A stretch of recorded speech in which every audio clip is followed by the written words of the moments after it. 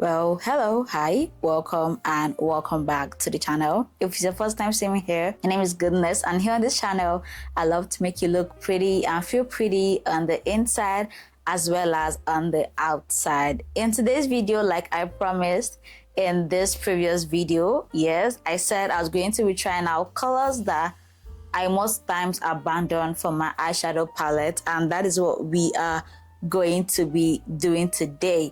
In today's video, I'm making use of the Adventure Makeup City Light palette, and the reason why I chose this palette because unlike my Jaclyn Hill palette, this palette is not just a neutral palette. It has a lot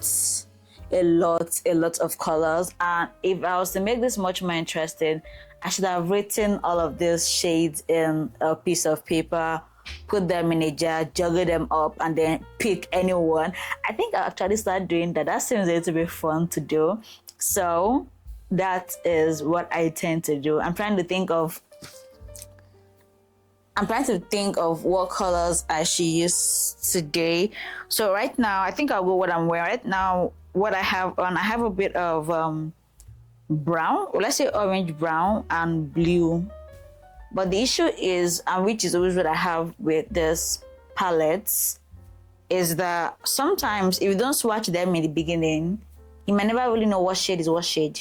And I hate that because it feels like they're deceiving me and I don't like it. So I'm trying to match. Okay, I've seen the match with the brown. Oh, you can see me. Okay, this is what, let me just move my chair up a bit. Yeah, so this is what I'm wearing. So you can see that we have shades of a bit of Lion King brown. Is it Lion King brown? I don't know. I didn't even know I keep my head. We have a bit of brown, like coffee brown, and ocean. Is this ocean blue? I don't know colors. I just know blue and I know brown. Okay, so I'm trying to see the colors that match to. I think the shade Zuri is a perfect match for the brown. If not, we'll finesse our way into it. I'm trying to find the actual shade for this blue, but I don't think there's a shade for it. Well, I guess we'll just go with blue and gold. I'm scared. I'm actually terrified because blue and gold. Let's just get into it. Let me just zoom you guys back in. I think this is perfect. I think next time here, I'll try and do that shuffling thing I said, and then we'll see how we can work our way with this. But for today, I want to try out the shades Jamila. Yeah, this orange one here, the shades Jamila with Cairo. Yeah, to Jamila and Cairo. I haven't done that mixture before, so let me just swatch them on my hand. So this is Cairo. This is Cairo. This is what Cairo looks like. And this is what Jamila looks like. So it's given orange and brown, which should not be a bad shade of color. It should not be bad at all. That is very safe. And I like that I'm trying to be safe. But it's cool. It kind of reminds me of Ashwebi color. For wedding, if you're not Nigerian, if you're not Yoruba, I don't know what Ashwebi means. Ashwebi is a term we give to. I'm not even Yoruba, so I don't know why I even think I know the best definition for this term. But Ashwebi is a term that we give to certain ladies that have the same native attire for a wedding, for a ceremony, basically.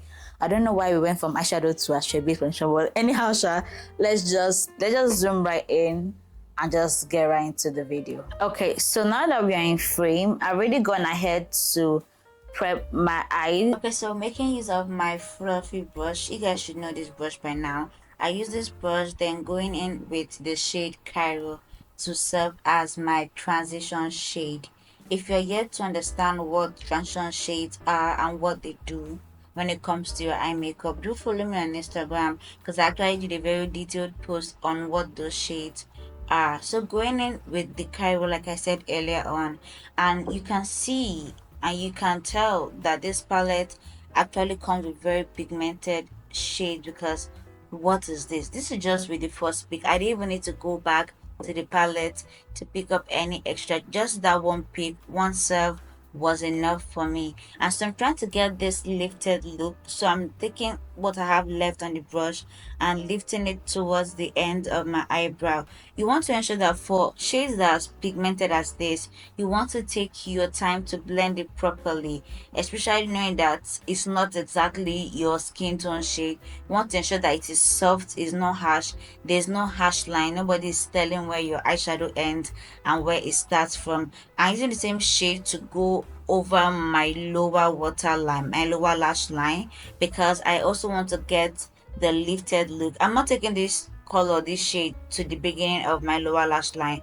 I'm just keeping it halfway so that it can also help me to get that lifted, snatched siren look that I love to have on my eye.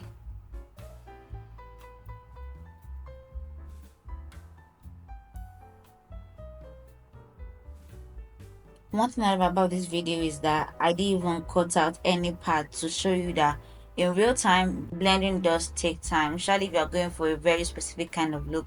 Blending does take time, so I went back to just add more color to the end to make it look like a gradient. Yeah, so that's why I went in to make that part a little bit darker so it can give the look of a lifted look. So for the inner corner of my eye, I'm making use of this flat brush for the shade Jamila. I'm making use of the flat brush because when it comes to specific areas of your eye that I want to do certain details for, you want to ensure that you have the right brush for it. The right brush matters.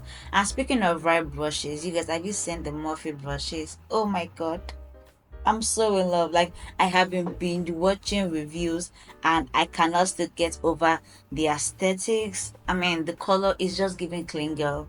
The aesthetics and the eye makeup brushes, it's the attention to detail for me. So shout out to Morphe. Hopefully very soon we'll lay our hands on them. So back to what I was saying. When you want to get certain corners of your eye, especially this inner corner, and if you're using a glittery shimmery shade, you want to go in with a flat brush like this one, because the fact that this brush is dense, is not fluffy, it will enable you to pack a certain amount that is much more denser than a fluffy brush.